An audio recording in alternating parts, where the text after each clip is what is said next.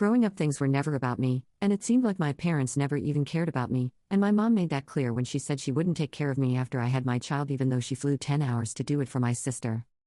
My English writing is really bad. Please bear with me. So I, 28F, am 30 weeks pregnant with my first child and am about to move to another state, and mom has this thing where she takes care of my siblings when they give birth until they recover. She has done it for my older sister and my brother's wife, so I thought that she would do the same thing with me too, but a week ago she told me that she couldn't because it is too far away. We got into a fight about the whole thing, and I told her to get out of my house, and now we are not talking.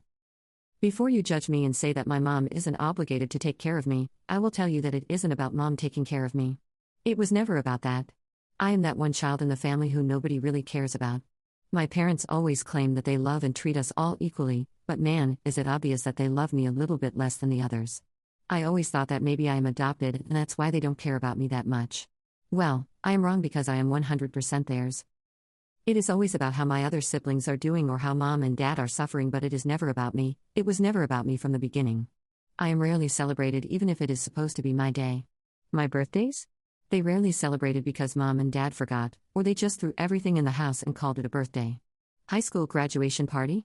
Nope, my parents have already wasted a lot of money for my big brother's college graduation party, so they can't do that, but they will make sure to make it up to me. Do you think that ever happened? I will give you a minute or two.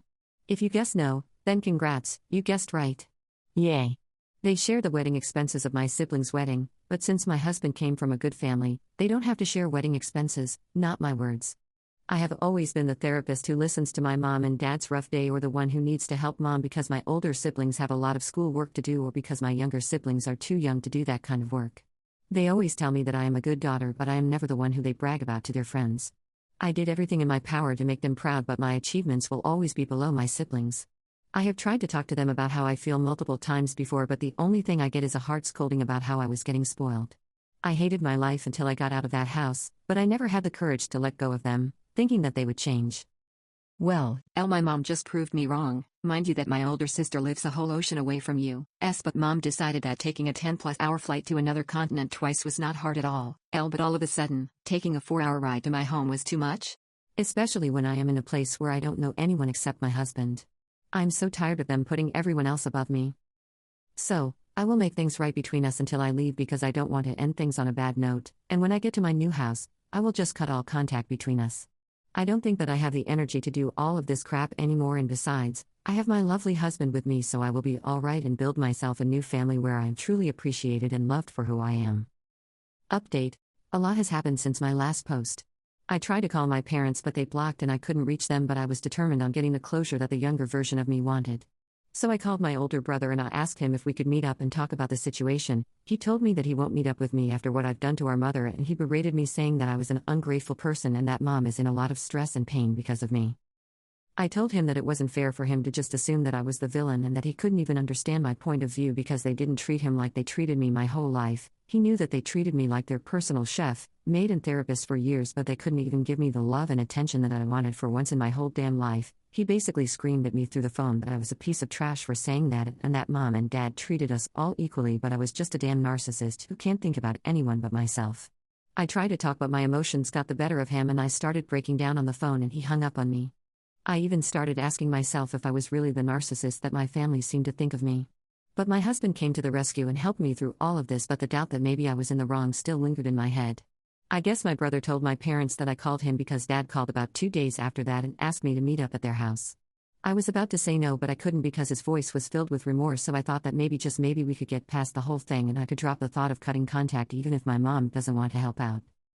After like 3 days of talking to my dad, me and my husband went to their house to talk. I thought that it was going to be me, my husband and my parents talking, but they invited my brother and his wife. As soon as we sat, my dad started talking about how disappointed he was with me and that things shouldn't have led to this.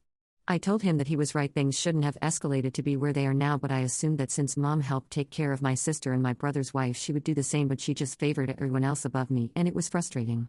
I told them about how I felt for the past years and I told them everything that I said to you guys. But all of them acted like they didn't care, which honestly hurt like hell. I knew at that moment that I didn't mean anything to them, so why was I fighting to be a part of a family that didn't want me? My husband was going to speak, but I told him not to. Everyone gave their opinions about it, basically blaming me, and then dad asked me if I wanted to say anything to mom. I told her that I was sorry because I didn't want any type of bad blood between us before I closed this chapter and move on with my life, but she didn't say anything back, and Dad said that we needed some time cooling off and setting some boundaries, and I guess that was it between us. In the next 2 weeks we were packing and leaving the state. I didn't tell anyone about where my new house will be. Only once I got there and settled down did I write a long message about everything they did and how I felt, and at the end of the message I told them that I was completely cutting contact with my parents and older brother. I changed my phone number and blocked all of my family from my social media. And you know what?